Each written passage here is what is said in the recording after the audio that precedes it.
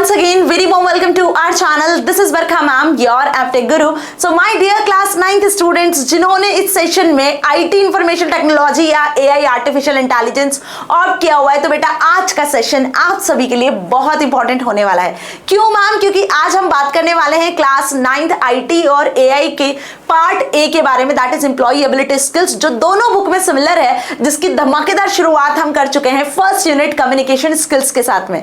जी हाँ, तो पहला चैप्टर तो हमने डिस्कस कर लिया था मेथड्स ऑफ कम्युनिकेशन, और आज डिस्कस करने वाले हैं, आज इस सेकंड चैप्टर का वन शॉट देखने वाले हैं। मतलब one shot in the sense कि सेकंड चैप्टर जिसका नाम है कम्युनिकेशन साइकिल, इसको हम कंप्लीट करेंगे एक ही वीडियो में। तो स्टार्ट से लेकर एंड तक पूरे सेशन में बने रहना, चाहे आपने क्लास 9th में IT लिया हो या AI लिया हो। क्लास 10th के स्टूडेंट्स भी इस सेशन को देख सकते हो, क्योंकि क्लास 10th में भी पार्ट ए IT और AI में सिमिलर है, और इस पार्ट ए से जो क्वेश्चंस बनते हैं वो 10 नंबर के क्वेश्चंस आपसे पूछे जाते हैं।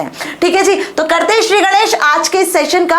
अब देखो, जब बात आती है कम्युनिकेशन स्किल्स की, तो बेटा जी यहाँ जो हम बातचीत कर रहे हैं ना, जो मैं बोलती हूँ आपको बहुत अच्छे से समझ में आता है। आप कॉमेंट करके बताते हो ma'am you are the great teacher, ma'am आप जो पढ़ाते हो बहुत अच्छे से समझ में आते हो, मैम जैसा आपने पढ़ाया था वैसे ही क्वेश्चन आए थे, मैम जल्दी जल्दी कोर्स कंप्लीट करवा दीजिए, एग्जाम आने वाली है। सो बेटा जी ये कैसे पॉसिबल है? जब मैं आपको पढ़ा रही हूँ तो आपको चीजें समझ में आ रही है, तो आप मुझे फीडबैक दे रहे हो, बदले में मैं आपको रिप्लाई सेंड कर रही हूँ। तो ये जो प्रोसेस है ना, ये कंटिन्यूअसली चल रही होती है ना, ऐसा तो है नहीं कि स्टॉप हो जाती है। आप जो बोलते हो उसके अकॉर्डिंग मैं लेक्चर्स लेकर आती हूँ, तो बेटा ये प्रोसेस ही तो कम्युनिकेशन साइकिल कहलाती है।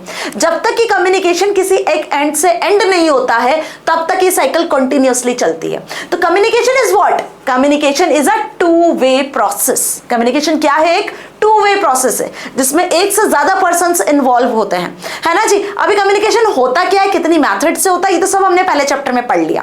आप यदि पहली बार सेशन में नए आए हो तो बेटा जी लिंक मिल जाएगी डिस्क्रिप्शन में, क्लास 9th AI की भी IT की भी, पार्ट 2 के भी चैप्टर्स हमने डिस्कस कर लिए, 2 यूनिट खत्म कर लिए, आप वो भी देख सकते हो, है ना। तो लिंक एक्सेस कर लो ताकि आपको प्रीवियस चैप्टर का जो सेशन है वो भी मिल सके। ठीक है जी, तो कम्युनिकेशन है क्या बेटा जी? टू वे प्रोसेस है। क्या है? टू वे प्रोसेस, जिसमें एक से ज्यादा पर्सन्स जो है वो इन्वॉल्व होते हैं, अपने ओपिनियंस को, थॉट्स को, एडवाइस को, जो भी उनके आइडियाज होते हैं उसको एक्सचेंज कर रहे होते हैं, शेयर कर रहे होते हैं, बातचीत कर रहे होते हैं। ठीक है, और बदले में आपको क्या मिलता है? फीडबैक मिलता है। ओके जी, तो यहां पे ये लाइन ध्यान से समझ लो कि communication is not merely the transmission of message, also includes the understanding of the message. सिर्फ ये नहीं होता है कि किसी ने बात कही, हमने सुन ली और बात खत्म हो गई। ठीक है, आपने जो बात कही है भाई वो समझ में भी आना चाहिए। मान लो कि सपोज आप समझते हो फ्रेंच लैंग्वेज और मैं बात कर रही हूँ हिंदी लैंग्वेज में, या आप समझते हो इंग्लिश लैंग्वेज और मैं बात कर रही हूँ हिंदी लैंग्वेज में, तो यहाँ हमारा कम्युनिकेशन तो हो रहा है, but it is not effective, it is not understandable, it is हम बोल सकते हैं कि ये कम्युनिकेशन इफेक्टिव है ही नहीं। ठीक है, लेकिन वो कम्युनिकेशन इफेक्टिव होगा जहां पे अंडरस्टैंडिंग होगी, जहां पे जो भी सेंडर बात कर रहा है, जो भी बोल रहा है, वो रिसीवर उसी इंटेंशन के साथ समझ रहा है, तो that is the communication which is effective. So in this process one person who is sender and other person जिस तक ये मैसेज पहुंचाया जा रहा है वो है रिसीवर। सो जब 2 या 2 से ज्यादा लोग आपस में बातचीत कर रहे होते हैं, तो वहां एक पर्सन जो मैसेज कन्वे कर रहा होता है वो सेंडर होता है, और जो मैसेज को रिसीव कर रहा होता है वो होता है receiver. For example, I am a sender and you all are receivers, जो कि मेरी बात को बहुत ध्यान से समझ रहे हो। क्यों? क्योंकि मैम ये चैप्टर आएगा एग्जाम में, और एग्जाम में हमें इस चैप्टर को फोड़ के आना है, अच्छे से मार्क्स लेकर आना है, तो चैप्टर समझना जरूरी है ना जी। तो बहुत ध्यान से समझ लेना, ये क्वेश्चन आपसे पूछा जाता है 2 नंबर में, क्योंकि इस यूनिट से, इस पार्ट ए से अधिकतर जो क्वेश्चंस बनते हैं वो बनते हैं 1 नंबर और 2 नंबर के क्वेश्चन। आपकी बोर्ड एग्जाम की बात कर लूं या 9th क्लास की बात कर लूं, ध्यान रखना मैं आपकी प्रिपरेशन करवा रही हूं क्लास 9 से ही 10th के लिए भी, और ये एज इट इज 5 यूनिट जो आपके पार्ट ए में दी हुई है ना बेटा, as it is class 10th में भी है ना। तो यदि 9th में अच्छे से पढ़ लिया तो 10th में आपको सिर्फ एक नजर इसको रिवाइज करने की जरूरत पड़ेगी, बस। समझ गए मेरी बात को? चलिए, तो इतना अच्छे से क्लियर हुआ। When the receiver gets the message he sends back a response acknowledging that the message is received. So effective communication always involves feedback from the receiver. ठीक है, एक कम्युनिकेशन इफेक्टिव तभी होता है जब आपको फीडबैक मिलता है। तो याद रखना, इफेक्टिव कम्युनिकेशन की यदि डेफिनेशन आई तो क्या लिख कर आ जाओगे बेटा? ये 3 लाइन जो यहाँ लिखी हुई है, ये बहुत इंपॉर्टेंट लाइन है, इसको टिक मार्क कर लो, इंपॉर्टेंट टिक कर लो। Effective communication is a communication between 2 or more people where the intended message is successfully delivered, received and understood. अभी जो मैंने बोला आपसे कि बेटा इस लाइन को टिक मार्क कर लो, ये बहुत ज्यादा इंपॉर्टेंट है। यदि आप मेरी भाषा को समझ पाते हो, मेरी लैंग्वेज को अंडरस्टूड कर पा रहे हो, तो आपने तुरंत टिक मार्क कर लिया होगा, है ना। आपने इस लाइन को समझ भी लिया होगा क्योंकि ये एग्जाम में आएगा। इट मींस कि आप यदि मुझे थम्स अप देके बताते हो कि yes ma'am I understood everything, तो बेटा जी ये एक तरीके से फीडबैक होगा जो मुझ तक पहुंचेगा और ये जो हमारा कम्युनिकेशन साइकिल है वो फिर कंप्लीट होगा। अंडरस्टूड, तो इसी को कहेंगे हम इफेक्टिव कम्युनिकेशन, जिसमें एक इंपॉर्टेंट फैक्टर है वो है फीडबैक। यदि फीडबैक नहीं होगा तो ये टू वे प्रोसेस आपके किसी काम की नहीं होगी, है ना जी। तो अब इसके क्या फीचर्स हैं इफेक्टिव कम्युनिकेशन के? यदि फीचर्स आपसे पूछ लिए जाए तो आप क्या लिख कर आओगे एग्जाम में? सुनो ध्यान से, communication is a meaningful process that involves a sender and receiver. भाई बिना सेंडर और बिना रिसीवर के कोई कम्युनिकेशन होगा क्या? नहीं। देखो हम जो है ना, वी आर सोशल एनिमल्स। यदि मैंने आपको कह दिया, मान लो क्या कह दिया, मैंने आपसे कह दिया कि आपको एक दिन मौन व्रत धारण करना है और आपको किसी से कोई बातचीत नहीं करना है, फर्ज करो कर पाओगे ऐसा? एक दिन क्या, एक घंटे भी नहीं रह पाओगे आप बिना बात किए, because we are social animals और हमें इंटरैक्ट करना जरूरी होता है। आप भले ही चुप रह जाओगे एक घंटे तक, लेकिन यदि आपके पास मोबाइल होता है, तो मोबाइल होगा तो आराम से आप अपना पूरा दिन निकाल सकते हो, है ना जी। क्योंकि आपको कहीं ना कहीं वहां भी तो आप व्हाट्सएप पे, इंस्टाग्राम पे चिट चैट कर सकते हो, कोई म्यूजिक देख सकते हो, what ever you want. But actual में आप क्या कर रहे हो, यहाँ भी इंटरैक्ट ही कर रहे हो। तो बेटा जी इंटरैक्ट करने का, कम्युनिकेट करने का ये जरूरी नहीं है कि आप बातचीत करके ही कम्युनिकेट कर सको। ये हमने प्रीवियस चैप्टर में पढ़ा था, methods of communication, verbal, non verbal, visual, किसी भी तरीके से आप इंटरैक्ट कर सकते हो, किसी भी तरीके से आप कम्युनिकेट कर सकते हो, है ना। तो यहां पर वही बताया कि कम्युनिकेशन एक मीनिंगफुल प्रोसेस है जिसमें सेंडर और रिसीवर इन्वॉल्व होते हैं, while communication both should share a mutual accepted code that is a common language. Okay जी, अगर लैंग्वेज कॉमन नहीं होगा तो यहां पर सेंडर रिसीवर एक दूसरे की बात को बिल्कुल भी समझ नहीं पाएंगे। वो वही होगा कि आप कुछ बोल रहे हो और रिसीवर के सिर के ऊपर से सारी बात निकल के जा रही है क्योंकि उसे कुछ समझ ही नहीं आ रहा है ना जी। So a message should be clear, it should convey the right meaning to others. आप जो भी मैसेज भेजते हो वो क्लियर होना चाहिए। Listening to others is very important aspect of effective communication. देखो ये सबसे इंपॉर्टेंट पॉइंट है। यदि मैं बात करूं कम्युनिकेशन की ना, तो सुनना, देखो ये अपने आप में बहुत बड़ी ताकत है। हर कोई किसी की बात को नहीं सुन सकता है, हर कोई किसी को झेल नहीं पाता है, ये भी एक फैक्ट है। आपका कोई दोस्त बहुत ज्यादा बातू नहीं है, दिन भर बात करता रहता है, बकबक करता रहता है, तो क्या आप उसको सुनना पसंद करोगे? एक टाइम तक तो सुन लोगे, कुछ देर तक तो सुन लोगे, लेकिन उससे ज्यादा समय आप उसके साथ नहीं गुजार सकते हो, है ना। आप खुद भी इरिटेट हो जाओगे, फ्रस्ट्रेट हो जाओगे और छोड़ के चले जाओगे उसको। ये चीज होती है कि नहीं होती जनरली, है ना। तो सुनना अपने आप में एक बहुत बड़ी ताकत होती है। यदि आपके पास में ये शक्ति है कि आप किसी को भी बहुत केयरफुली सुन सकते हो, तो आप एक गुड लिसनर हो और आप एक गुड कम्युनिकेटर भी हो, क्योंकि जो सुनेगा ध्यान से वही तो फीडबैक देगा। अगर नहीं सुनोगे तो कहां से फीडबैक दोगे? आप कहीं ना कहीं अपने दिमाग को डाइवर्ट कर लोगे और आप सामने वाले की बात को नहीं सुनोगे तो उसको सही फीडबैक कैसे दे पाओगे? ओके जी, तो एक इफेक्टिव कम्युनिकेशन के लिए लिसनिंग अपने आप में एक इंपॉर्टेंट रोल प्ले करता है ना। Communication is a process in which there is an input and output. अब आप सोच रहे हो मैम इनपुट आउटपुट तो कंप्यूटर में होता है, यहां कहां से इनपुट आउटपुट आ गया? बेटा here is also input and output. Means की suppose I am giving some information to you, मैं यहाँ पे आपको समझा रही हूँ, तरीके से मैं आपको इनपुट दे रही हूँ, ठीक है। आपके दिमाग में सारी चीजें फिट कर रही हूँ कि यदि एग्जाम में क्वेश्चन आया कम्युनिकेशन से रिलेटेड, इफेक्टिव कम्युनिकेशन रिलेटेड, तो बेटा ये इनपुट मैंने आपको दिया। अब आप एग्जाम में लिख कर आओगे, सपोज क्वेश्चन आ गया डिफाइन इफेक्टिव कम्युनिकेशन, या ये क्वेश्चन आ गया फीचर्स ऑफ इफेक्टिव कम्युनिकेशन। तो यदि आपने समझा, जो मैंने आपको इनपुट दिया वो आपके दिमाग में फिट हुआ, तो ऑब्वियस सी बात है कि आप एग्जाम में 2 से 4 पॉइंट्स और प्रॉपर तरीके से डेफिनेशन लिख कर आओगे। बदले में आपको क्या मिलेंगे? मार्क्स मिलेंगे। और मुझे कैसे पता चलेगा आपके जब गुड मार्क्स आ जाएंगे? तो मुझे क्या मिला? आउटपुट मिला in behalf of your marks. Understood this thing? So communication is a process in which input and output are there. A meaningful communication result a response from the receiver. तो देखो एक communication meaningful, effective कब बनता है? जब आपको response और feedback मिलता है। तो ये लाइन आपको ध्यान रखनी है। यदि फीचर्स आपसे पूछ लिए जाते हैं तो यही फीचर्स आपको लिखकर आने हैं। Now importance of communication skills. In communication skills की importance क्या है? क्यों भाई जरूरी है सही तरीके से communicate करना? So it is essential in every sphere of life. Life. Why? देखो आप घर में रहते हो तो आप अपने पेरेंट्स से बातचीत करते हो, अपने सिबलिंग से बातचीत करते हो, ठीक है, या आप मोबाइल फोन में Instagram, Facebook, WhatsApp, Snapchat, YouTube जो भी चलाते हो वहां भी कमेंट्स वगैरह करके बातचीत कर रहे होते हो, ठीक है। आप बाहर जाते हो, स्कूल जाते हो तो स्कूल में टीचर्स के साथ, प्रिंसिपल और जो भी आपके फ्रेंड्स वगैरह हैं उनके साथ में बातचीत करते हो, ठीक है।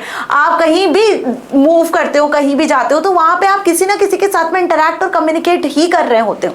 तो बेटा कम्युनिकेशन तो हमारी लाइफ का एक बहुत ही इंपॉर्टेंट पार्ट है, या बोल सकते हैं कि कम्युनिकेशन जो है वो बहुत ही इंपॉर्टेंट रोल प्ले करता है ना। बिकॉज चाहे आप अपनी पर्सनल लाइफ में हो, प्रोफेशनल लाइफ में हो या सोशल लाइफ में हो, it includes all aspects of visual, auditory, body language appeal to the listener.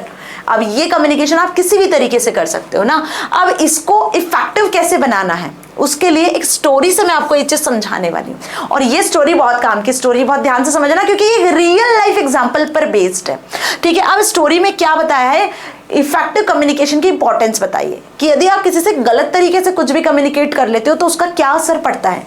इसलिए हमेशा सभी से सोच समझ के और सही तरीके से मैसेज को फॉर्म करना चाहिए, बातचीत करना चाहिए। अब आखिर स्टोरी है क्या मैम ऐसे? सुनो, a father planned an urgent trip to his sons home in another state. मतलब जनरली फादर और उनके जो सन है वो अलग अलग स्टेट में रहते हैं। मान लो कि आप एमपी में रहते हो और जो आपके फादर है वो कहीं और गुजरात, दिल्ली या कहीं और स्टेट में रहते हैं, या बाहर कंट्री के बाहर ही रहते हैं, ठीक है, मान लो, है ना। अब दो लोग बहुत दूर दूर रहते हैं, फादर और son. He sent an email to his son. अब वहां पे कम्युनिकेट करने के लिए वो कौन सी मेथड का यूज कर रहे हैं अपने बेटे से? ईमेल का। जल्दी से बता दो कमेंट सेक्शन में, ईमेल कौन सी मेथड है कम्युनिकेशन की? बताए बिना मत जाना, प्रीवियस चैप्टर में डिटेल में पढ़ा है, ठीक है। तो father sent an email to his son. In the mail he wrote reach tomorrow. बहुत केयरफुली समझना, मेल में उन्होंने क्या लिखा है अपने सन को कि रीच टुमारो। अब इसका क्या मतलब आपको समझ में आ रहा है कि भाई पापा जो है अपने सन से वो यही कह रहे हैं, अपने बेटे से यही कह रहे हैं कि कल पहुंचो। तो क्या समझ में आएगा कि भाई जो फादर है वो अपने बेटे को बुला रहे हैं कि कल आ जाओ। अंडरस्टूड? इंस्टीड ऑफ, जबकि वो क्या लिखना चाह रहे थे? रीचिंग टुमारो, कि मैं तुम्हारे घर पहुंच रहा हूं। फादर सन के घर जाना चाह रहे हैं, okay, but in place of reaching tomorrow he right reach tomorrow. Understood this thing? So when the father reached his home, ना son's home, जब father अपने घर, son के घर पे पहुंचते हैं, in his daughter-in-law was surprised to see him, and because the son had already left to visit his father. तो उनकी जो डॉटर इन लॉ है वो देखकर सरप्राइज हो जाती है कि कल तो पापा ने मेल किया था कि भाई पहुंच जाओ, अब उनका सन जो है वो ऑलरेडी जा चुका है, उनका जो बेटा है वो ऑलरेडी उनसे मिलने जा चुका है और फादर भी पहुंच चुके हैं यहाँ पर दूसरे दिन।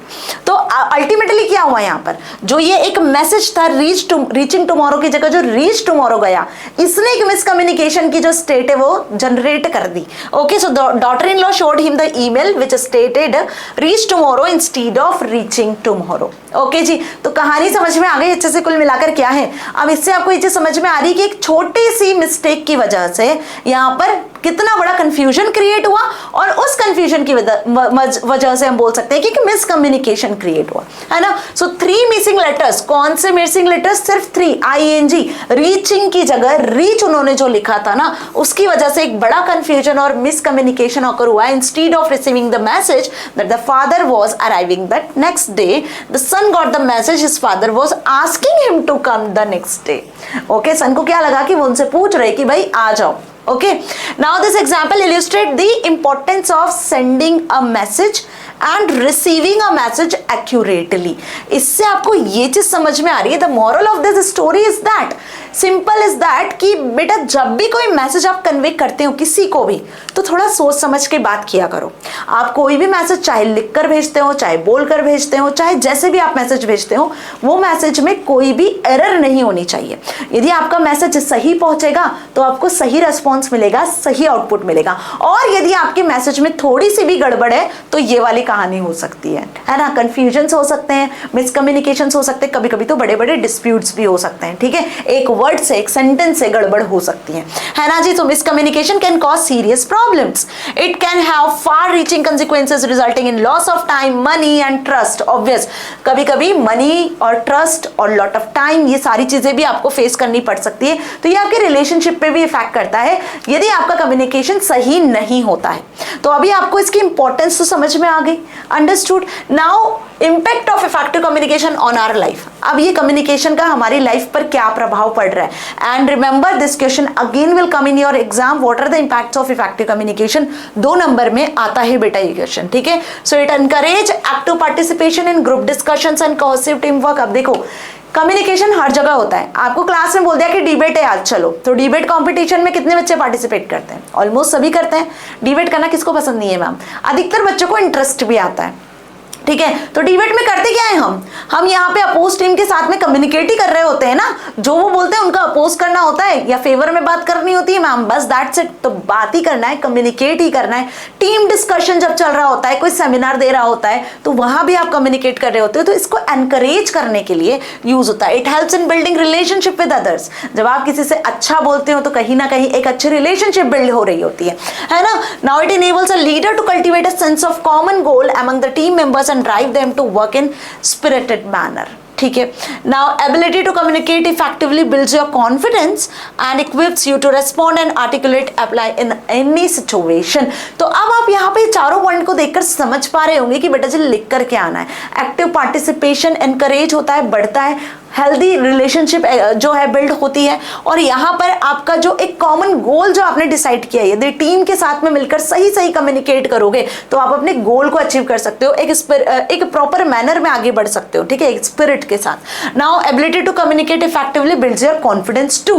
मोटिवेट भी होते हो और कॉन्फिडेंस तो रहते ही मैम, है ना। अभी कोई आप किसी से बातचीत कर रहे होते हो और यदि आपकी बात में दम है, आपको पता है कि आप ये सही सही सच बात कर रहे हो, है ना, फैक्चुअल बात कर रहे हो, तो कॉन्फिडेंस अपने आप अंदर से आता है ना, कहीं से आपको लेने की जरूरत ही नहीं पड़ती है।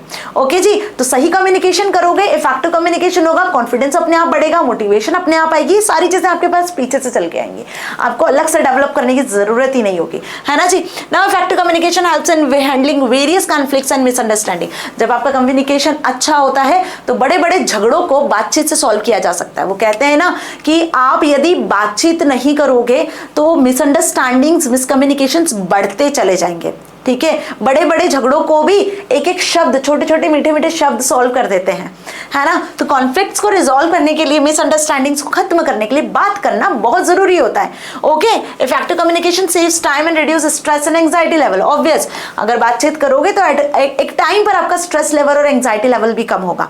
मान लो कि आपको स्कूल में बहुत ज्यादा डांट पीटी है, कोई रीजन से मस्ती कर रहे थे बहुत सारी, या आपने कुछ तोड़फोड़ मचा दी स्कूल में, तो जनरली होता है बच्चों को रेस्टिकेट भी कर दिया जाता है। होते हैं ना कुछ जो शैतान बच्चे होते हैं क्लास में। अब हर एक क्लास में कुछ 2 4 5 बच्चे तो बहुत शैतान होते हैं, है ना। तो अल्टीमेटली उनको रेगुलरली डांट पिट रही होती है।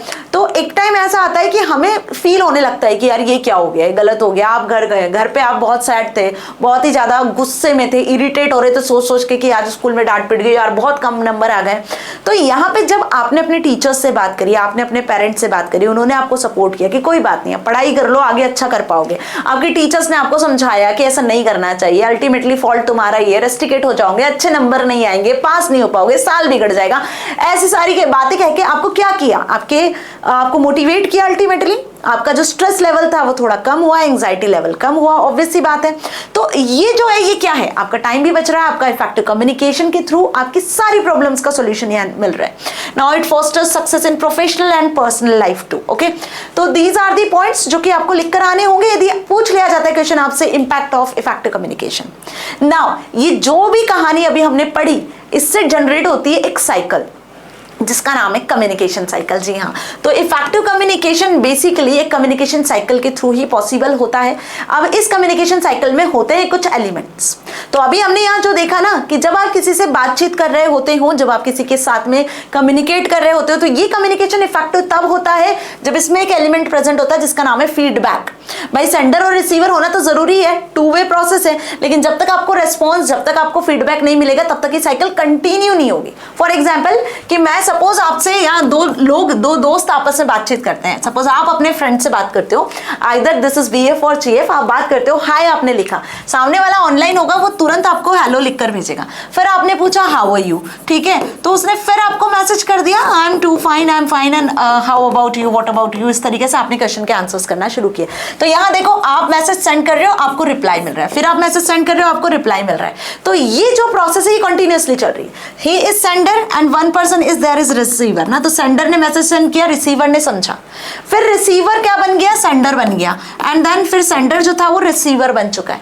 तो अब ये जो रेस्पॉन्स वाला जो काम है, जो मैसेज सेंडिंग, रिसीविंग और फिर जो रेस्पॉन्स के थ्रू जो ये साइकिल कॉन्टिन्यूसली चल रही है, इसी को तो कम्युनिकेशन साइकिल कहते हैं, है ना। कम्युनिकेशन साइकिल कोई नई चीज नहीं है, जो आप दिन भर में अपने पेरेंट्स से, फ्रेंड्स से, क्लास टीचर से, अपने स्टूडेंट्स वगैरह जो क्लास में आसपास है, सोशल मीडिया पे जो बातचीत कर रहे होते हो, ये क्या होता है, जब सामने वाला आपकी बात को समझ रहा है और आपको रेस्पॉन्स दे रहा है, मीन्स कि ये एक कम्युनिकेशन साइकिल में आप काम कर रहे हो। ठीक है जी, चलिए, तो बात समझ में आ गई। तो यहाँ पर जो सेंडर और रिसीवर है ना, उनका रोल स्विच होता रहता है।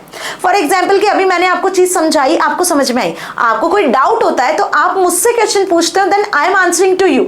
So here once I am the sender and you are receiver, once you listening me, और जब आपको डाउट हुआ तो आपने मुझसे क्वेश्चन पूछा, then you will be the receiver at that time। तो आप वहां पे फिर बन जाओगे सेंडर, सॉरी क्या बन जाओगे, सेंडर, क्योंकि आप मुझसे जो है अपने डाउट्स को पूछ रहे हो, देन फिर मैं आपको रिप्लाई करूंगी, रेस्पॉन्स करूंगी, तो I will be the receiver. Okay, तो कहानी समझ में आ गई कि कम्युनिकेशन साइकिल में सेंडर और रिसीवर का जो रोल है वो स्विच होता रहता है। Once the sender will send the message, receiver will understand the message, then same इस प्रोसेस इज रिपीटेड। और ये कब तक रिपीट होती रहेगी, जब तक कि रिस्पॉन्स सेंड होता रहेगा।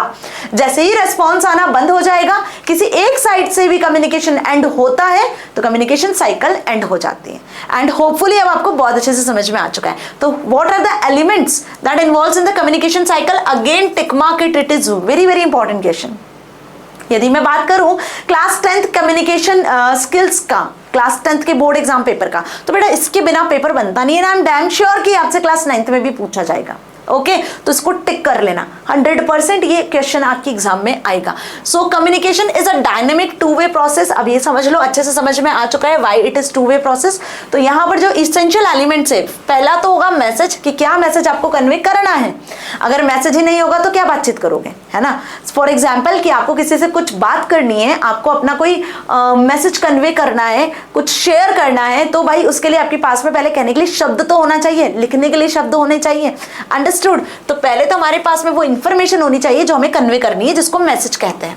अब किसको कन्वे करने वाले हो, जिसको कन्वे करोगे वो पर्सन भी आपके पास होना चाहिए, जिसको कहते हैं receiver. Okay, so one who receives the message, जो आपने मैसेज फॉर्म किया हुआ है। Now the next is encoding. अब जब आप उस मैसेज को फॉर्म कर रहे होते हो, तो वो मैसेज आप किस लैंग्वेज में लिख रहे हो, भाई रिसीवर को समझ में आए उसी लैंग्वेज में लिखोगे ना, तो इसको कहते हैं हम फॉर्मेशन ऑफ मैसेज को एनकोड करना। ठीक है, और जब मैसेज रिसीवर समझ जाता है तो आपको क्या सेंड कर देता है, रेस्पॉन्स। अंडरस्टूड। तो यहाँ पे सेंडर वो पर्सन है जो मैसेज को सेंड कर रहा होता है, एनकोडिंग में वो मैसेज को फॉर्म करेगा उस लैंग्वेज में जिसमें पर्टिकुलर रिसीवर उस मैसेज को समझ सके। अब जब उस मैसेज को रिसीवर पढ़ रहा होता है, समझ रहा होता है, तो उस प्रोसेस को कहते हैं डिकोडिंग, इंटरप्रेट द मैसेज और इंटरप्रिटेशन द मैसेज। ओके, और जिस मीडियम के थ्रू ये मैसेज रिसीवर तक पहुंचा, उस मीडियम को कहते हैं हम कम्युनिकेशन चैनल। मान लो आपने ईमेल किया है, मान लो आपने व्हाट्सएप टेलीग्राम मैसेज सेंड किया है, या आपने फोन पे बात की है, या आपने फेस टू फेस बात की है। What is this? This is the medium of communication. So what are the elements of communication cycle? There are message, receiver, sender, encoding, decoding, feedback and communication channel. ये कुछ 7 से 8 element है जो आपको ध्यान रखना है। And this is how about the communication cycle. यदि आपसे डायग्राम पूछ लिया गया बेटा, तो ये बनाकर आना कंपलसरी है, ये याद कर लो। अब यहाँ पर मैसेज का फ्लो कैसे होता है समझो। मान लो कि एक पर्सन है जो कि सेंडर है, और मान लो कि बी एक पर्सन है जो कि रिसीवर है। अब ये दोनों बहुत पक्के दोस्त हैं, ठीक है, दोनों क्या है, बहुत ही ज्यादा क्लोज फ्रेंड्स है। तो अब यहाँ पर ए और बी रेगुलरली एक दूसरे से बातचीत करते हैं, स्कूल जाते हैं वहां भी बात करते हैं, घर आते हैं तब भी बात करते हैं। अब किसी दिन ए एब्सेंट हो गया तो उसने मैसेज किया हाय। क्या मैसेज किया? हाय। ठीक है, तो मैसेज कैसे कर रहा है वो? हाई फॉर्म कर रहा है इंग्लिश लैंग्वेज में। ठीक है, तो ये आपका एनकोडिंग का तरीका हुआ। अब उसने मैसेज को फॉर्म कर लिया, ये मैसेज जो है आपका ट्रेवल करेगा। This is medium. ठीक है, किस मीडियम के थ्रू ट्रेवल कर रहा है भाई? व्हाट्सएप के थ्रू वो बात कर रहा है। ठीक है, तो यहाँ हमने व्हाट्सएप कर लिया। अगर फोन कॉल पे बात करेगा तो फोन कॉल हो जाएगा। Understood this thing? तो ये मीडियम हुआ जिसके थ्रू मैसेज आपका ट्रेवल करेगा। अब ये मैसेज पहुंच गया रिसीवर तक, तो रिसीवर ने हाई को क्या कर लिया? रीड किया, और रीड करके क्योंकि इसको इंग्लिश लैंग्वेज समझ में आती है तो मैसेज को हाई को रीड किया, इंटरप्रेट कर लिया। अब रिसीवर क्या करेगा? बदले में उसको सेंड करेगा रिप्लाई करेगा ना भाई, रिप्लाई तो करना पड़ेगा, बेस्ट फ्रेंड का कॉल है, मैसेज है। ओके, तो रिसीवर ने क्या किया, रेस्पॉन्स सेंड किया, that is hello. Okay, how are you, why you are not coming school. Okay, now यहाँ पे जो रेस्पॉन्स है वो फीडबैक के फॉर्मेट में कहाँ पहुंचेगा, रिसीवर तक, सेंडर तक। तो सेंडर के पास वो मैसेज पहुंच चुका है, अब सेंडर भी उस फीडबैक को पढ़ेगा, समझेगा, अंडरस्टूड दिस थिंग। तो बात समझ में आ रही, इस तरीके से ये जो कम्युनिकेशन साइकिल है वो कॉन्टिन्यूअसली चलती रहेगी। अब यहाँ पे जो सेंडर है वो क्या बन जाएगा, रिसीवर, क्योंकि उसने मैसेज को रिसीव किया, और ये जो रिसीवर है वो क्या बन जाएगा, सेंडर। और ये जो साइकिल है वो कॉन्टिन्यूअसली चलती रहेगी जब तक फीडबैक मिलता रहेगा। So this feedback is very very important factor while any communication cycle is there. ठीक है, तो सेंडर क्या हुआ, वो पर्सन हुआ, या यहाँ पे कोई ग्रुप ऑफ पर्सन्स भी हो सकते हैं जो कि कम्युनिकेट करने की कोशिश कर रहे होते हैं। ठीक है, यहाँ पर आप रिसीवर को मैसेज सेंड कर रहे होते हो, तो जो भी मैसेज आप फॉर्म करोगे वो क्या होगा, रिसीवर को ध्यान में रखकर आपको फॉर्म करना होगा। तो यहाँ पर जो अभी हमने एक एग्जाम्पल देखा फादर और सन का, देखा था ना अभी, इंपॉर्टेंस ऑफ कम्युनिकेशन में, reach tomorrow and reaching tomorrow, तो father is the sender and son is the receiver.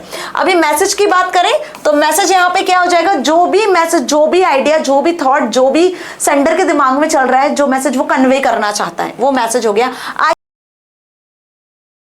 either in the form of non-verbal communication, facial expressions, body gestures, eye contact या tone of voice, जिस भी format में message को share करना है ना, वो बेसिकली यहाँ पे मैसेज को फॉर्म किया जाएगा, कम्युनिकेट किया जाएगा। ठीक है जी, तो मेरी बात समझ में आ गई। जैसे ईमेल के थ्रू मैसेज भेजा गया था, reach tomorrow. Okay, now encoding, encoding में मैसेज का फॉर्मेशन आता है, मैसेज का ट्रांसलेशन आता है। सामने वाला जो बंदा है यदि वो इंग्लिश में समझ रहा है तो आप इंग्लिश में मैसेज सेंड करो, हिंदी समझता है तो हिंदी में सेंड करो। तो यहाँ पर एक कॉमन लैंग्वेज होती है दोनों सेंडर और रिसीवर के बीच में, जो बेसिकली जरूरी होती है, जिसमें मैसेज को आप क्या करते हो, एनकोड करते हो। तो म्यूचुअली यहाँ पर वो वर्ड्स, वो साइंस, वो सिंबल्स का यूज किया जाता है जो दोनों समझते हैं, सेंडर और receiver. Okay, so while encoding a message one needs to consider what content included, how the receiver will interpret it and how it may affect our relationship. अभी आप किसी से कुछ भी बातचीत करोगे तो सबसे पहले यही सोचोगे कि मैं जो शब्द बोल रहा हूँ वो सही है या नहीं है, सामने वाला उसको समझेगा या नहीं समझेगा, कहीं इससे हमारी रिलेशनशिप खराब ना हो जाए। आप गुस्से में कभी भी कुछ ऐसे शब्द कह देते हो किसी को जिससे हो सकता है कि आपकी रिलेशनशिप खराब हो सकती है ना। तो हमेशा सोच समझ के बात करनी चाहिए, जो भी मैसेज फॉर्म करो ना वो सही होना चाहिए, क्योंकि ये आपकी रिलेशनशिप को बिल्ड भी कर सकते हैं और ये आपकी रिलेशनशिप को खराब भी कर सकते हैं। शब्दों का मोल होता है भाई साहब, तो करना पड़ेगा बात सोच समझ के, है ना। चलो, आप कम्युनिकेशन चैनल की बात करें जिसके थ्रू आपका मैसेज ट्रेवल होता है। जैसे आपको स्कूल जाना है तो घर से स्कूल कैसे जाते हो, जरा जल्दी बताओ। आप अपने घर से स्कूल, यदि स्कूल बहुत दूर है तो मैम बाई बस जाते हैं, बाई कार जाते हैं, या फिर आपका स्कूल पास में है तो मैम हम हमारी साइकिल से भी चले जाते हैं, या बहुत पास है तो आप वॉक करके भी स्कूल चले जाते हो। Understood this thing. तो यहाँ पे आप जिस मीडियम का, जिस कन्विंस का यूज कर रहे हो स्कूल तक पहुंचने के लिए, सोर्स से डेस्टिनेशन तक, सेंडर से रिसीवर तक जो चैनल यूज किया जाता है, जो मीडियम यूज किया जाता है बातचीत करने के लिए, वो कहलाता है आपका कम्युनिकेशन चैनल, कम्युनिकेशन मीडियम। चाहे वो हो आपका व्हाट्सएप, जो भी ईमेल, रिटर्न, वर्बल, ओरल, कुछ भी हो सकता है, फोन कॉल हो सकता है, कुछ ग्राफ चार्ट के थ्रू भी आप कम्युनिकेट कर सकते हो, साइन लैंग्वेज के थ्रू भी कम्युनिकेट कर सकते हो। So this means through which message travel from source to receiver, sender से रिसीवर तक किस सोर्स के थ्रू मैसेज आपका पहुंच रहा है, ओरल या written. So with the advancement of technology visual channels are now becoming more common. अभी देखो, पहले जो बातचीत हुआ करती थी ना, वो बातचीत तो पहले तो, यदि मैं बात करूं एंशिएंट टाइम के भी पहले के, तो लैंग्वेज ही नहीं हुआ करती थी, लोग विजुअली साइंस के थ्रू बातचीत करते थे।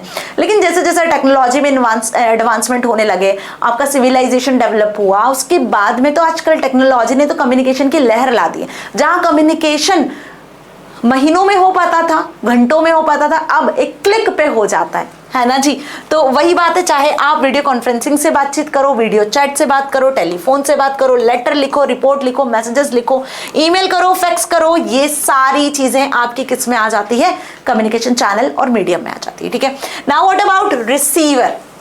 रिसीवर कौन हुआ, आप सभी रिसीवर हो भाई जो मेरी बात को सुन रहे हो, समझ रहे हो, है ना। और अब यदि एग्जाम में आगे कम्युनिकेशन साइकिल तो लिख कर आओगे तो मुझे प्रॉपर फीडबैक मिलेगा जब आपके मार्क्स बहुत बहुत अच्छे आने वाले हैं। ठीक है जी। So the receiver is one who decodes and interpret the message receiver वो होता है जो आपके मैसेज को, जो आपने एनकोड किया हुआ है, उसको डिकोड करता है उसी लैंग्वेज में, उसी तरीके से जैसे आपने भेजा है ना। और आपके मैसेज को समझने के बाद में वो आपको क्या करता है, वो आपको रिस्पॉन्स सेंड करता है, जो आगे अभी हम पढ़ेंगे। लेकिन यदि मैसेज को उसी तरीके से इंटरप्रेट नहीं किया गया तो यहां पर आती है एक एरर, जिसकी वजह से मिसकम्युनिकेशन या आपका जो कम्युनिकेशन है वो इनइफेक्टिव भी हो सकता है। जैसे कि अभी हमने स्टोरी में देखा कि जो फादर ने मैसेज भेजा था रीच टुमारो, उनको भेजना चाहिए था रीचिंग टुमारो, जिसकी वजह से कहीं ना कहीं कंफ्यूजन क्रिएट हुआ, है ना।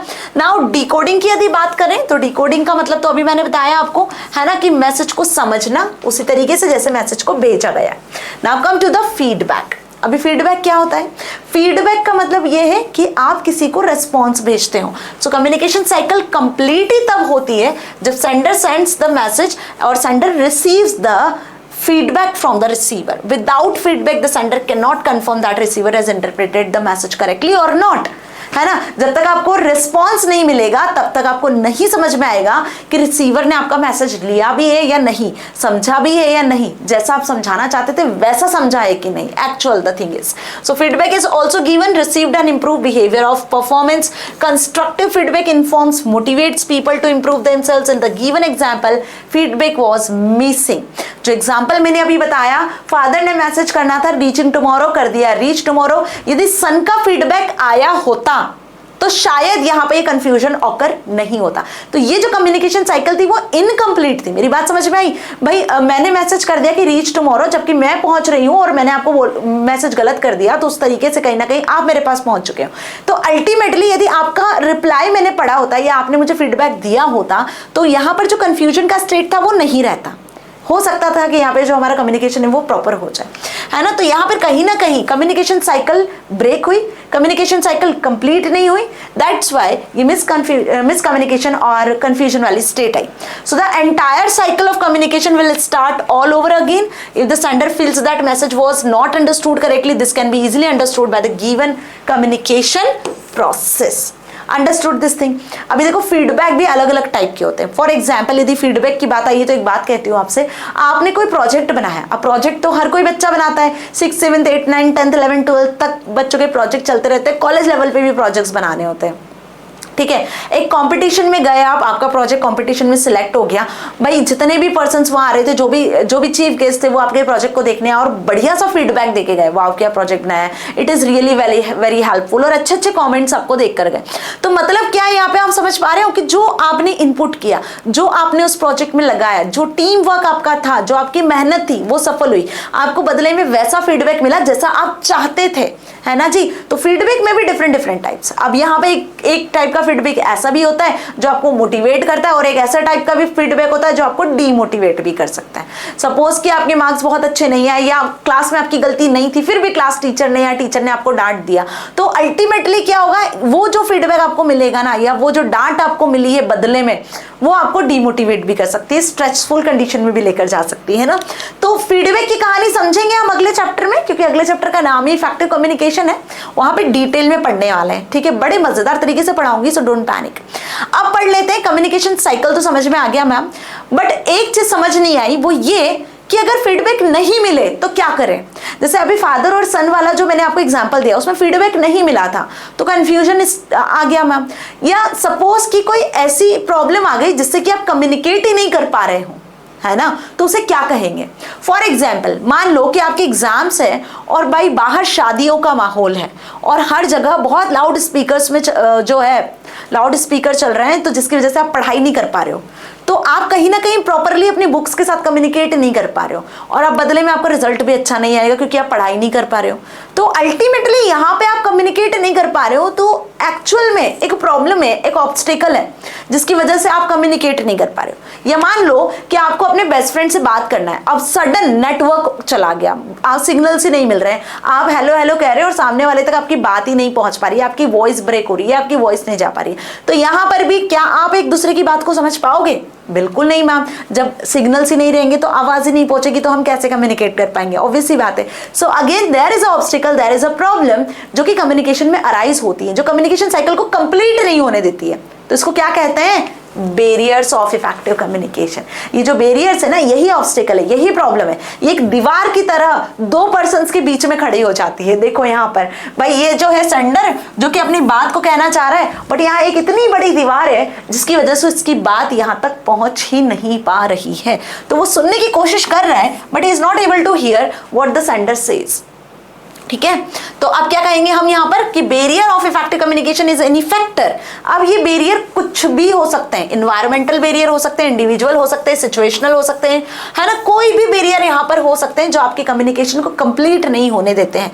आप किसी रिसीवर की बात सुन नहीं पाते हो, समझ नहीं पाते हो, जिससे अगेन कंफ्यूजन और मिसअंडरस्टैंडिंग की सिचुएशन जनरेट हो जाती है। ठीक है, और आपके रिलेशनशिप पे भी असर पड़ता है। तो वही बात करें हम सबसे पहले फैक्टर की, सबसे पहले फीचर की, जो कि टाइप ऑफ बेरियर्स में आता है, दैट इज एनवायरमेंटल बेरियर। ठीक है, अभी बेरियर्स क्या हो गए तो अच्छे से समझ में आ गया, होपफुली अभी कोई डाउट नहीं होगा। कोई भी डाउट होता है ना बेटा जी, कमेंट सेक्शन में लिख दो, बिंदास होके कमेंट सेक्शन में लिखो, I am here for you. और मैं जरूर आपके लिए एक सेशन लेकर आऊंगी जिसमें हम सारे डाउट्स को मजे से सॉल्व कर रहे होंगे। ठीक है जी, तो बेरियर, इन्वायरमेंटल बेरियर क्या हुआ, जो इन्वायरमेंट से रिलेटेड होता है। फॉर एग्जाम्पल, जैसे मैंने कहा कि आप किसी सेमिनार हॉल में गए, क्या कहा मैंने, आप किसी सेमिनार हॉल में गए और आप जिस चेयर पे बैठे वो कंफर्टेबल ही नहीं है, तो भाई क्या चल रहा है सामने, आपका दिमाग है और ध्यान नहीं रहेगा, आपका हाफ माइंड, आधा दिमाग तो आपकी चेयर पे रहेगा, आपकी कंफर्टेबलनेस पे रहेगा कि आप प्रॉपरली नहीं बैठ पा रहे हो, तो आपका ध्यान नहीं है ना। या फिर एसी बहुत ज्यादा तेज चल रहा है, मींस कि एसी इतना ज्यादा कूलिंग कर रहा है कि आपको ठंड लगने लग गई है, तो अल्टीमेटली आप वहां से बाहर निकलने की कोशिश करोगे, क्योंकि वो जो चीज वहां पे सेमिनार हॉल में चल रही है, जो सेंडर आप तक मैसेज कन्वे करने की कोशिश कर रहा है, वो नहीं कर पाएगा, और यदि वो कर भी रहा है तो आप सुन नहीं पाओगे, आपका कॉन्सेंट्रेशन नहीं बन पाएगा। तो ये इन्वायरमेंटल सिचुएशन होती है। एंड सेम एग्जाम्पल जो मैंने बताया कि बाहर बहुत ज्यादा लाउड स्पीकर चल रहे हैं, लाइट चली गई, जनरेटर की इतनी ज्यादा वॉइस आ रही है मैम कि क्या चल रहा है कुछ समझ नहीं आ रहा है, कौन क्या बोल रहा है कुछ सुनाई नहीं दे रहा है। ओके जी, so these are the environmental barriers जो एक्चुअल में हम प्रॉब्लम्स फेस कर रहे होते हैं। So these are the physical conditions affect the communication process, defective instruments, poor lightning, uncomfortable seating arrangements, unhygienic room conditions distract listeners. Okay, now situational barriers क्या हो गए, ये वो फैक्टर्स होते हैं जो डिस्टेंस, नॉइज, डिस्ट्रैक्शंस की वजह से होते हैं, जिनकी वजह से अगेन आपका जो कम्युनिकेशन है वो डिसरप्ट हो जाता है। मतलब again the thing is situational barrier, loud music, understood, noise from generators and other machinery tools, understood this thing। suppose कि आप अपने व्हीकल से कहीं जा रहे हो और सडन आपके व्हीकल में एक अलग ही टाइप की आवाज आने लग जाती है, वो कभी कभी साइलेंसर नहीं फट जाता तो कैसी आवाज आती है। अब आपका दुबर हो गया गाड़ी चलाना, है ना, और साथ में जो वहां के लोग आसपास जो जा रहे हैं वो भी नहीं ट्रैवल कर पा रहे हैं, तो मेरी बात आपको समझ में आ रही है। या समटाइम्स आप किसी ऐसी कंपनी या ऑर्गेनाइजेशन में काम करते हो जहां पे आपको इक्विपमेंट में काम करना पड़ता है, अब वो इक्विपमेंट बहुत ज्यादा नॉइज जनरेट कर रहा है जिसकी वजह से आप किसी से बातचीत कर रहे हो तो वो कम्युनिकेशन नहीं हो पा रहा है, तो बेटा जी ये सिचुएशनल बेरियर्स में आ जाता है। ठीक है, बाकी फिजिकल बेरियर में आपके uncomfortable seating arrangement, poor lightning, light proper नहीं है तो आप पढ़ाई नहीं कर पा रहे हो, है ना, लाइट प्रॉपर नहीं है तो आपको कोई डिवाइस नहीं मिल रहा है, या आप किसी के साथ बातचीत नहीं कर पा रहे हो, ठीक है, किसी को देख नहीं पा रहे हो, उससे आप नॉन वर्बली कम्युनिकेट नहीं कर पा रहे हो। ओके, अनहाइजेनिक रूम कंडीशन, वही मैंने जो बताया, सीटिंग अरेंजमेंट, तो ये ध्यान रखना, ये आपसे पूछे जाते हैं एमसीक्यूज में, इनके एग्जांपल्स ध्यान रखना। Okay, now individual barriers. अब इंडिविजुअल बेरियर्स में क्या आता है, ये इंडिविजुअल पर्सन से रिलेटेड होते हैं। देखो, हर कोई बंदा एक जैसा नहीं होता है। कभी सुना है कि आपकी क्लास में जितने बच्चे सब एक जैसे हैं? होता है क्या ऐसा? नहीं ना, हर एक पर्सन का अलग अलग एटीट्यूड होता है, हर एक पर्सन अलग अलग तरीके से सोचता है, उसकी राइटिंग अलग होती है, उसका बोलने का तरीका अलग होता है, उसके सोचने का तरीका अलग होता है, वो अलग अलग तरीके से बिहेव करते हैं। ओके जी, तो यहाँ पे इंडिविजुअल बेरियर्स भी होते हैं, जिसमें सबसे पहले बात कर ले एटीट्यूडनल की। So factors like age, gender, lack of interest, discomfort with the topic, culture, socio economic, professional status define how a listener perceives and interpret the message. मान लो कि आपकी क्लास में कोई नया नया स्टूडेंट आया है अभी, अब वो जो स्टूडेंट आपकी क्लास में आया है वो आपको नहीं पता कैसा है, अभी तो नया नया आया है, एक दिन, 2 दिन, 3 दिन आपने उसको देखा, अब वो जनरली जल्दी से किसी से बात करना पसंद नहीं करता, ऐसा उसका नेचर है, ये मैं आपको बता रही हूँ। बट आपको नहीं पता कि उसका ऐसा नेचर है। आप क्या सोचोगे कि यार ये तो बात ही नहीं करता है, ये तो नया नया आया हुआ है, और ये तो हम क्या सोच लेते हैं, अपने हिसाब से कुछ कुछ परसेप्शंस बनाना शुरू कर देते हैं, प्राउडी है, घमंडी है, बिल्कुल बात नहीं करता, लाइक इस तरीके से, है ना। तो यहाँ पे जो है आपका जो कम्युनिकेशन है वो अब वीक होने लग रहा है, कहीं ना कहीं आप एक कंफ्यूजन और एक मिसकम्युनिकेशन की स्टेट में आ चुके हो। तो इसलिए कहते हैं कि बातचीत हर चीज का सॉल्यूशन होता है। भाई वो बात नहीं कर रहा है तो आप ही कर लो, हो सकता है कि वो हेजिटेशन की वजह से, संकोच की वजह से बात नहीं कर रहा है, तो एग्जाम्पल क्लियर हुआ? यही एग्जाम्पल आपका एटीट्यूडनल कहलाता है, ठीक है, कि हम किसी के लिए भी कुछ भी सोच लेते हैं एंड समटाइम्स स्टूडेंट्स में एटीट्यूड भी होता है बेटा जी। Okay, now come to the next, that is linguistic ability. Okay, अब ये लिंग्विस्टिक एबिलिटी क्या होता है? देखो, स्पीच डिसऑर्डर्स और other physical disabilities can distort the communication process. मतलब समटाइम्स यदि कोई आपकी बात को समझ नहीं पा रहा है या आप जो भी बात बोल रहे हो वो क्लियरली उसको नहीं समझ पा रही है, ठीक है, समटाइम्स लैंग्वेज का जो प्रॉब्लम्स होता है वो बेसिकली लिंग्विस्टिक एबिलिटी में आ जाता है, ठीक है। कोई फिजिकल डिसेबल पर्सन होता है जो क्लियर उसकी वॉइस नहीं निकल पाती है, ठीक है, तो यहां पर हम बोलेंगे कि lack of proficiency in language affects the interpretation of the message as well. कभी कभी समटाइम्स ऐसा होता है ना कि एक शब्द के एक से ज्यादा मीनिंग होते हैं, आपने कुछ और बोला, समझ लिया सामने वाले ने कुछ और, तो यहां भी एक तरीके से मिसकम्युनिकेशन होगा। तो समटाइम्स लैंग्वेज की वजह से जो प्रॉब्लम्स होती हैं, जो डिसऑर्डर्स होते हैं स्पीच से रिलेटेड, वो बेसिकली आपकी लिंग्विस्टिक एबिलिटी या हम बोल सकते हैं कि एक बैरियर की तरह काम कर रहे होते हैं। नाउ इन अटेंशन, अब इन अटेंशन का क्या मतलब हुआ कि सामने वाला आपकी बात को सुन ही नहीं रहा है, आपको अटेंशन ही नहीं दे रहा है, आप बोलते चले जा रहे हो, तो this is again a problem. Understood? ये भी एक तरीके का बैरियर ही होगा। So if the listener is preoccupied और distracted, just not interested in conversation, he will likely be inattentive, as a result in adverse effect of the outcome of the communication. Okay, तो आपको समझ में आ रही है बात? फॉर एग्जाम्पल कि आपको क्लास में कोई टीचर पढ़ाने आया है, सपोज सोशल साइंस, अभी आपका सोशल साइंस में कोई इंटरेस्ट नहीं है, ठीक है, आपको मजा ही नहीं आता उस क्लास में, तो क्या चल रहा है, अब टीचर आपको पढ़ा रहा है और आपका ध्यान तो कहीं और ही है, आपको कहीं शाम को घूमने जाना है, कोई बर्थडे पार्टी में जाना है, कोई मूवी देखना है, तो आपका ध्यान पूरा वहां पर है, क्लास में टीचर पढ़ा रहा है। अब सडनली टीचर ने आपसे कोई क्वेश्चन पूछ लिया, तो क्या हो जाएगा यहाँ पर? भैया डांट पिट जानी है मैम। क्यों? क्योंकि पूरा अटेंशन था ही नहीं आपका और जो टीचर ने समझाया वो आपको कुछ समझ में नहीं आया। तो यहाँ पर जो कम्युनिकेशन हुआ वो क्या हुआ? कहीं ना कहीं इफेक्टिव बिल्कुल नहीं हुआ और यहाँ पे एक कंफ्यूजन का स्टेट आ सकता है। हो सकता है कि यहाँ पे आपको डांट भी पिट सकती है या आपको दोबारा से टीचर समझा भी सकती है ना। तो इट डिपेंड्स कि उस सिचुएशन से आप कैसे बाहर निकलोगे। तो फिलहाल यहाँ पे जो बैरियर है वो है क्या? इन अटेंशन। क्लियर हुई मेरी बात अच्छे से? Now emotional state, this is again a type of barrier. अभी इमोशनल स्टेट क्या होता है? इमोशंस की वजह से भी हम कभी कभी किसी की बात नहीं सुनते हैं। फॉर एग्जाम्पल कि आपको क्लास में डांट पिटी, घर गए आप या आपके बिल्कुल अच्छे मार्क्स नहीं आए थे, आप बिल्कुल बाउंड्री पे पास हुए हो या फेल हो गए हो, आप हो नहीं कभी भी फेल, बट जो हम एक एग्जाम्पल लेके समझ सकते हैं। तो इन दैट केस क्या होगा? जब आप घर जाओगे तो आपका छोटा सा मुंह हो जाएगा, लटके हुए मुंह से आप जब घर पहुंचोगे तो आपके पेरेंट्स देखकर ही समझ जाएंगे कि आज कुछ ना कुछ तो हुआ है। तो आपके इमोशंस जो हैं, आपकी जो आंखें हैं, आपका जो फेस है, जो एक्सप्रेशन है, वो सारी बातें कह देते हैं। सामने वाला आपके फेस को देखकर समझ जाता है। एंड समटाइम्स आप अपने इमोशंस की वजह से भी किसी से अच्छे से बात नहीं कर पाते हो। सामने वाला आपसे बहुत अच्छे से बात कर रहा है लेकिन आप क्योंकि सैड हो तो आप उसकी बात सुन नहीं रहे हो, समझ नहीं रहे हो, गुस्सा कर रहे हो, इरिटेट हो रहे हो। तो this type of situations can create a barrier ना। So emotions of the sender at the time of encoding may result in the uses of wrong words, tone, mislead to the communication. So the receiver may misinterpret the message due to his emotions. तो अब आपको अच्छे से chapter clear हो गया, कहीं कोई doubt नहीं है। क्या पढ़ा हमने इस चैप्टर में? इस चैप्टर को यहाँ एंड करने से पहले एक बार रिवाइज कर ले जरा जल्दी जल्दी। कम्युनिकेशन साइकिल वाला चैप्टर पूरा वन शॉट मैंने आपको काफी कम समय में समझा दिया है, लेकिन होपफुली आपको कोई डाउट नहीं होगा। कम्युनिकेशन साइकिल होता क्या है, इफेक्टिव कम्युनिकेशन क्या होता है, इसके फीचर्स क्या होते हैं, इसके इम्पैक्ट क्या पड़ता है, इसकी इंपॉर्टेंस क्या होती है, बैरियर्स क्या होते हैं, कितने टाइप्स के होते हैं। ये जो मैंने अभी कहा इसको नोट कर लो। ऐसे के ऐसे ही क्वेश्चन एग्जाम्पल के साथ में लिखने को आते हैं, ठीक है जी, एग्जाम में। तो मिलेंगे अगले सेशन में। यदि अगले चैप्टर का वन शॉट चाहते हो तो जल्दी से कमेंट सेक्शन में लिख देना और साथ में चैनल को सब्सक्राइब करना मत भूलना, ठीक है। और हाँ, कमेंट सेक्शन को स्क्रॉल करोगे तो एक हाइप बटन जरूर आएगा, उसको भी क्या कर देना, प्रेस कर देना, ठीक है जी। तो मिलेंगे अगले सेशन में। Till then stay happy. Thank you so much.